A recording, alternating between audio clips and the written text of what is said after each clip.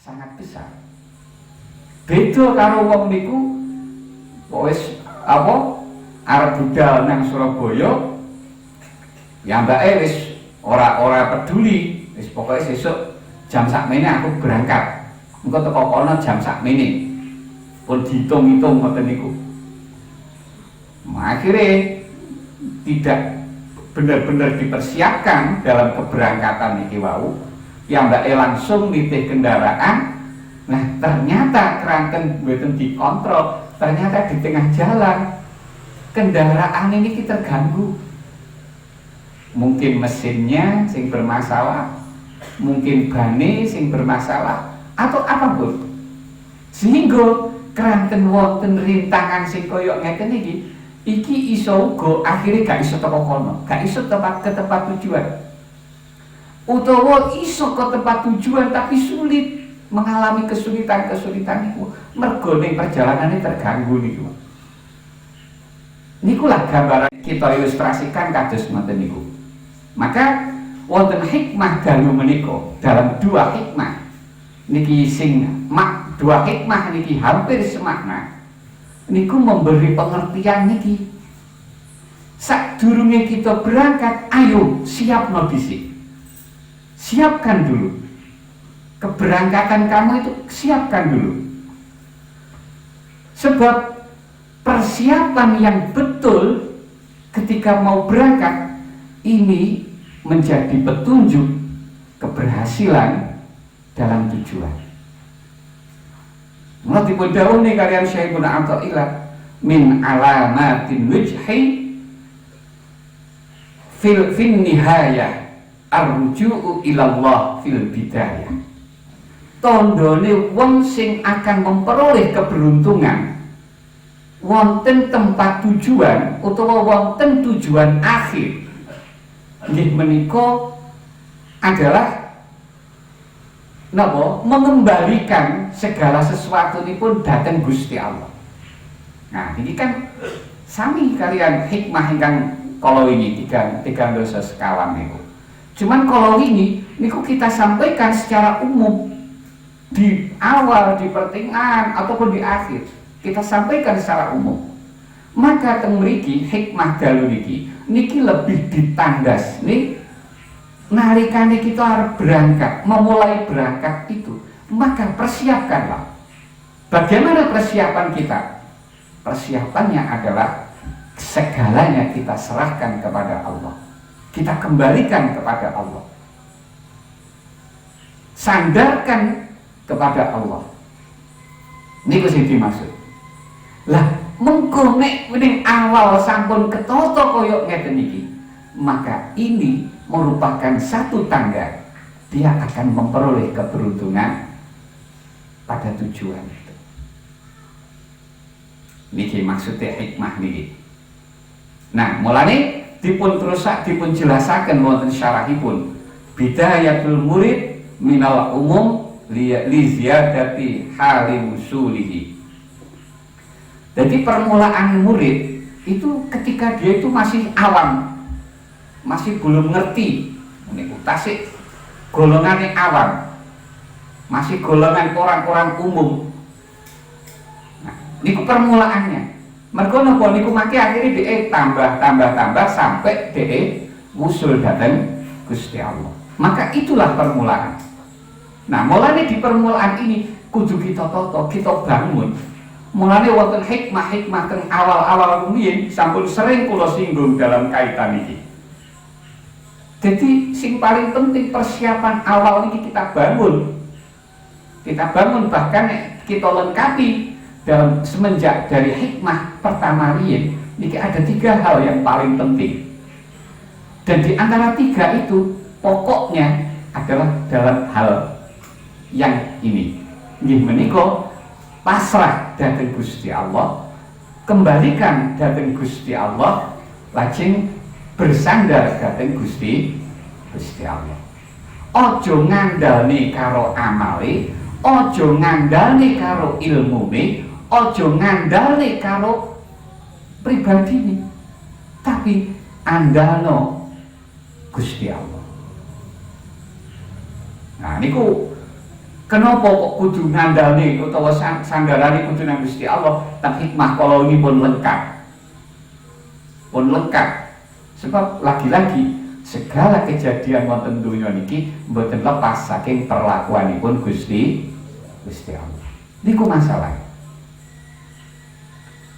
Nek Gusti Allah wis nentokne awake dhewe kaya ngono, mongko sing iso nglakokne nang nuju nang kono ya Gusti Allah. Mulane nek ngono pasrah karo Gusti Allah. Nek awakmu berontak dengan mengandalkan kekuatannya, lho iki ora bakal mampu sebab ten hikmah iki sampun dipun terangaken. Wong iku gak iso nabrak karo takdire Gusti Allah. Ora iso. Sekuat apapun yang kita mampu, tidak akan pernah dapat menembus takdiripun Gusti Allah. Mulane niku sing penting di permulaan kita suluk niku membangun tawakal kita, iktimat kita, sandaran kita, lajeng kita kembalikan segala sesuatunya dhateng Gusti Allah. Mulane kita kongkon memahami dan menghayati sekaligus mendalami dan melakukan makna dari kata inna lillahi wa inna ilaihi raji'un. Maka teng belakang wonten penjelasan malih dalam kaitan ini. Kenapa kok apa makna dalam inna lillahi wa inna ilaihi raji'un niku? Niku kita mangke teng hikmah berikutnya akan disinggung lagi. Kembali ke pokok permasalahan ini. Nah, mulane faman sahhaha bidayatuhu birruju'i ilallah wat tawakkuli alaihi wal isti'anati bihi ayyusilahu ilaihi la ala a'malihi al ma'lulati najaha fi nihayatihi ay hasala lahul wusul wa umina alaihi minar ruju'i minat thariq. Arti dari hikmah niki wau ngeten. Sapa wong kok di awal perjalanan niku sampun membenarkan, sampun dandani permulaannya itu. Piye carane membangun dan dandani niku? Nggih menika kembali dhateng Gusti Allah, pasrah dhateng Gusti Allah, lajeng nyuwun pitulung dhateng Gusti Allah. Napa isine pitulunge? Ditulungi supaya kita saged usul dhateng Gusti Allah. Mulane dalam kita bersuluk niki ojo ngandalne karo wiritane awake dhewe, ojo ngandalne karo ngibadahi kita. Apa meneh ngandalne ilmu lan sapanunggalane, ojo ngandalne niku. Akan kesulitan kita nanti. Maka andalno Gusti Allah. Sandarno nang Gusti Allah. Mulane teng awal wong usul iki ora mergo wiritane, ora mergo ngibadahi, tapi mergo dikersakne karo Gusti Allah. Dibatek karo Gusti Allah. Mergo niku. Lah nek ngoten apa gunane wiritan? Tetap berguna, tetap harus kita kerjakan. Apa gunane ibadah? Tetap harus kita lakukan ibadah itu. Mungkin sakit kita pahami teng mriki hikmah berikut ini dalam pengertian yang pertama. Nah, uang kok wis di permulaannya ini kita bangun dengan cara yang seperti ini, artinya dia tidak bersandar dhateng amalipun. Kenapa kok amal kita tidak kita jadikan sandaran? Sebab amal kita ini berpenyakit. Amal awake dhewe iki sik akeh penyakite. Enek penyakite riya, enek penyakite ora syirik, ora ikhlas. Ana penyakite takabur, macam-macam. Kathah penyakite.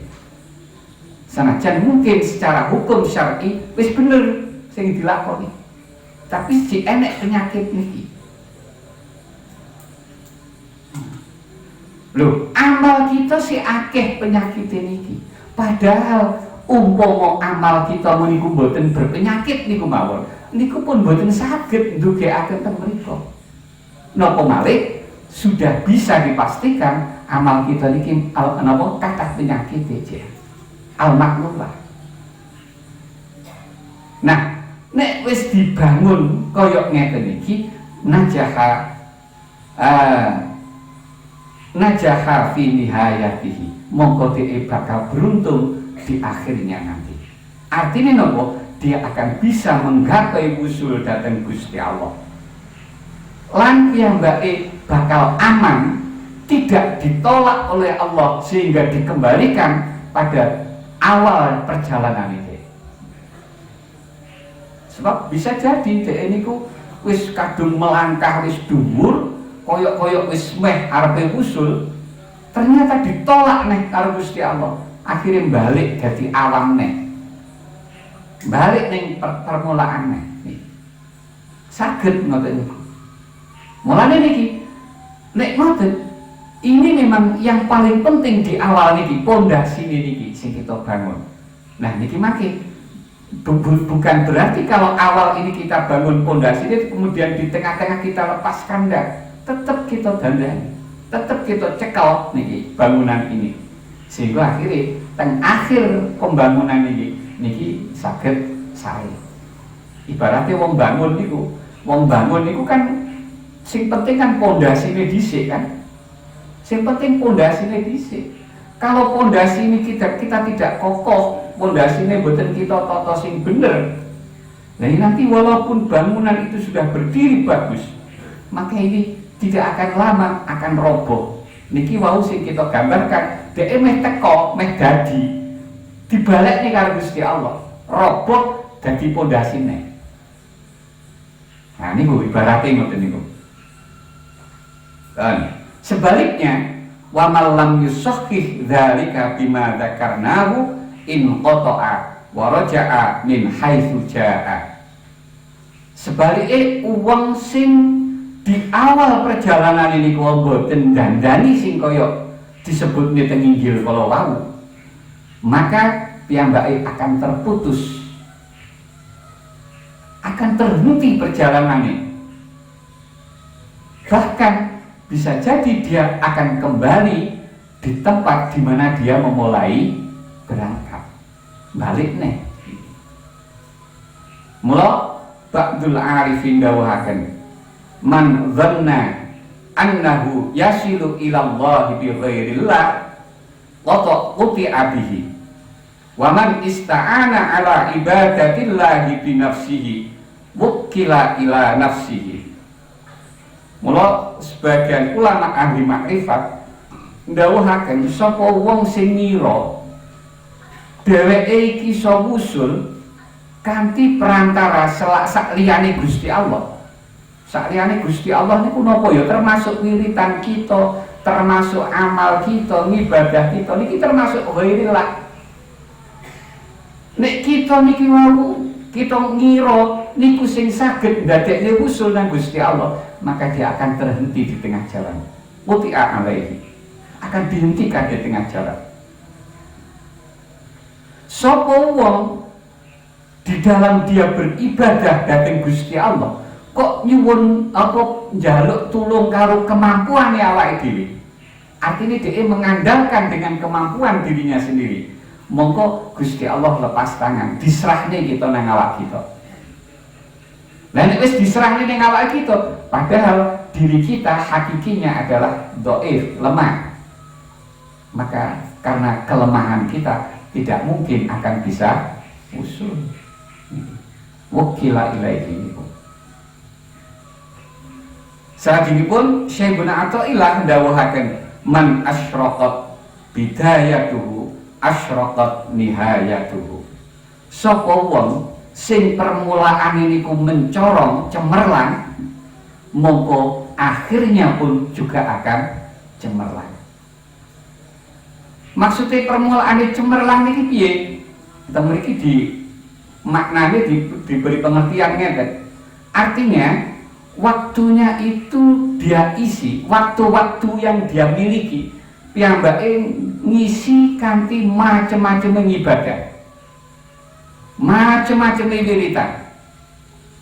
Ibadah dan wiritan ini berkelanjutan terus menerus kita lampai. Bahkan oleh kita ngelanggeng niki wis total sempurna. Nah, wong sing kaya ngoten niku mongko di akhirnya dhek yo bakal cemerlang, bakal mencorong. Maksudnya pripun? Bi ifadatil anwari wal ma'arif alaihi wa zawali kaduratin nafsil hailati bainahu wa baina maulahu ala wajhin atamma. Artine mencorong di akhirnya itu dhek di napa di loberi kanthi macam-macam nur dan pengetahuan saking Gusti Allah. Kotoran-kotoran nafsu niki dadi ilang. Padahal kotoran-kotoran nafsu inilah yang menghalangi piyambake dhateng Gusti Allah. Sing dadi penghalang niki. Mulane mangke nek kita petakan hijab niki sakjane hijab niki secara majas niki stok hakikine ora enek hijab kados pemahaman sing kala wingi. Nah, niki hijab niki nek kita petakan nanti wonten 3 macam. Wonten 3 macam. Siji setan, nomor 2 nafsu kita, terus sing nomor 3 menungso di sekeliling kita. Niku sing dadi hijab awake dhewe niku. Lah wong di sekeliling kita ini mencakup dengan apapun yang ada di sekitar kita, lingkungan kita nih. Termasuk niku. Ini hijab. Lah maka itu mriki dipun dawuhi, kotoran-kotoran nafsu sing ini menjadi penghalang piyambake kaliyan Gusti Allah menjadi hilang, dan hilangnya niki dengan cara yang sempurna. Artinya sempurna niku pripun? Ya ibaratnya koyok bangunan wau, pondasine wis kokoh, maka selesainya bangunan itu pun juga akan lebih sempurna. Beda karo wau nek pondasine niku gak ditata sing apik, walaupun dadi bangunan sing indah, iki ora iso sempurna mergo keterak angin ambruk. Niku. Enek banjir saiki ambruk. Sehingga gak iso sempurna. Wa aksuhu bi aksihi. Kebalikannya juga akan terjadi kebalikannya. Artinya nek kapan di awalnya dia tidak cemerlang, maka di akhirnya pun juga tidak akan cemerlang. Mulanya akhir ini akan tergantung pada awalnya nih. Faman kana qalilal ijtihadi fi bidayatihi lam yahsul lahu isyraqun fi nihayatihi. Artinya ngeten. Artinya kebalikannya niku ngeten. Wong niku nek di permulaane niku wis ora patek tenanan. Ning awale wis ora patek tenanan, mengko ya mboten bakal memperoleh kecemerlangan wonten akhir niku. Utawa umpama walaupun ini sangat kecil kejadiannya, umpama terjadi, dia niku bisa sampai pada batas akhir, pada tempat tujuan, dia dibuka sehingga sampai ke situ, tapi terbukanya ini ala wajhin afa min ghairihi, dengan cara yang sangat lebih lemah daripada selain itu. Mergo napa? Masih dimungkinkan iki kok dhek ditolak akhirnya balik nang awalnya. Niku maksudnya ala wajhin afa min ghairihi. Nah, hikmah yang ke-35 niki niku ada 2 pengertian. Pengertian pertama sing sampun kita sampaikan teng Injil kala. Jadi barusan kita terangkan niku. Tapi bisa dimungkinkan hikmah ke-35 ini artinya adalah man asyraqat bidayatuhu birruju'i ilallah wal iltija'i ilaihi asyraqat nihayatuhu bihusulil wusuli ilaihi. Pengertian dalam hikmah ini adalah sapa wong di permulaane mencorong cemerlang. Maksudnya permulaane cemerlang ki piye? Dhek niku sampun mengembalikan dhateng Gusti Allah. Dia berlindung dhateng Gusti Allah, mohon pertolongan kalian Gusti Allah, bersandar kalian Gusti Allah. Monggo neng akhir yo bakal iso mencorong. Mencorong pripun? Dengan dia mencapai usul dhateng Gusti